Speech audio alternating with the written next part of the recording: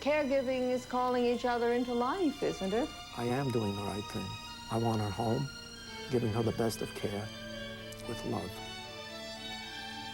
And thou shalt honor how we care for our aging parents, spouses, and friends.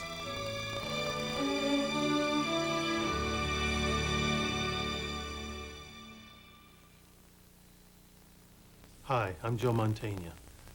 And like 1 in 4 Americans, I am a caregiver for my mom, long distance, who lives outside of Chicago.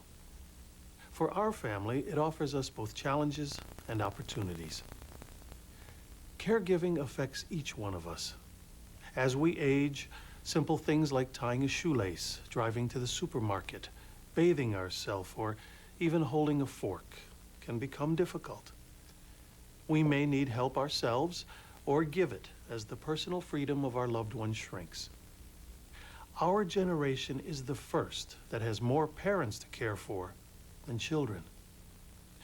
In our program, we will encounter ordinary people in extraordinary situations where people and communities interact. Since 80% of caregiving takes place in the home, we start there. Our first story takes us to the small Midwestern town of Franklin, Ohio, to the home of Mary Ann and Harlan Nation.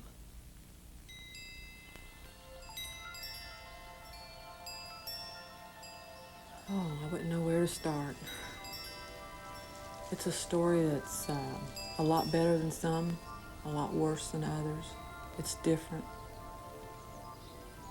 I've said a lot of times I wish there was a rule book, a do's and don'ts for caregivers, and I don't even think that you could come up with one because every situation is so unique and so different. I was married to him for 32 years before he got sick. I was like most wives. He was a dirty dog because he didn't take the trash out. He didn't jump when I spoke, just, you know, he always wanted to watch what he wanted to on TV, which was most of the time sports. But I have learned more about him in the past 2 years than I did in those 32. I met Harlan just really by chance one day, and we were married about a year later. We had 3 babies real quick. They were our whole life. We put the 3 of them through college, and they all got married, and we thought, now it's time for us. We're gonna travel, we're gonna go where we want, do what we want. And I came home from work one day, and he thought he was having a stroke. We rushed him to the hospital, and the doctor told us that it was not good news, that he had a very rare brain virus. I ended up quitting my job, and I just thought, well, I'll just take care of him, as good as I can. I can't prevent him dying, but I can sure make the days that he has left better. Good morning. Good. How are you?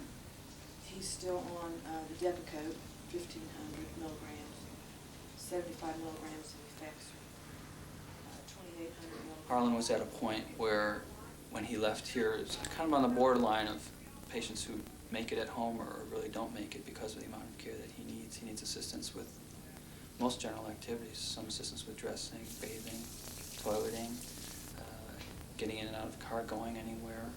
So it's quite a burden. When I was 18 and was standing before that judge to get married, I really didn't think about those vows I took. I mean, it wasn't something that I really concentrated on and said, oh man, this is for life, in sickness and in health. But it is. It's in sickness and health, his and mine. You don't rewrite that. It's perfect the way it is. Someone said something to me, I don't even remember if it was a doctor or what, but they said, keep his brain stimulated. Don't just let him lay and do nothing. All right, now who are these? I know. I know, some days you get it and some days you don't. That's why we have to practice on it. The more you say it, then the easier it'll be for you to say it. Okay? Who is this little fella? It's lonely. It's hard. always in the back of your mind, and I think that's what wears you down, is there's really only one way out of it, and that's for Harlan to die. And, you know, that's not my goal. For things to get easier for me, then it has to be over for Harlan, and that's not what I want. I used to be guilty because my mom always said, don't stare at nobody in a wheelchair. Don't stare at them, you know? It's not nice to stare. Well, somehow over the years, I interpreted that to mean don't speak, don't acknowledge, don't look, just go right past that person. And when I see them doing that to Harlan, it upsets me so much, you know? And when that stranger takes the time to say, hi, how you doing?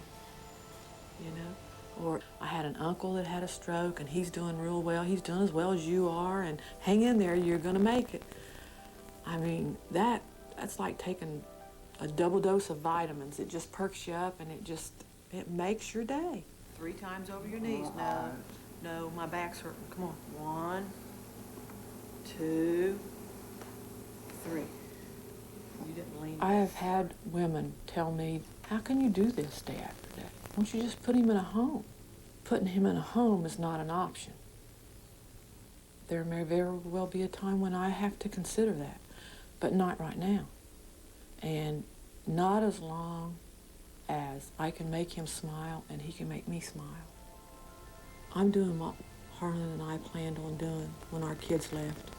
We're going to live our life, we're going to do what we want to do, and we're going to have as much fun as we can. It might take us longer. Our walks are slower. Yeah.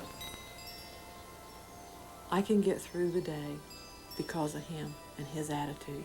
He smiles and jokes when you'd think you'd be crying.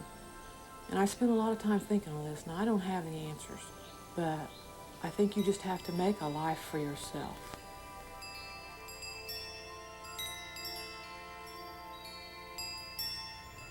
Mary Ann's determination to keep Harlan at home has tapped them out financially. Our next 2 stories also highlight the strain when families try to keep their loved one at home.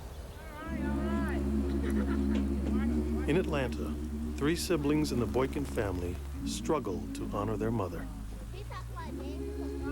When I was growing up, just about every family in the neighborhood had grandparents that lived with them. I mean, you know, it just wasn't a thought of taking your parents or your grandparents and putting them in a home. That was just a responsibility or something you did, I mean, without a second thought.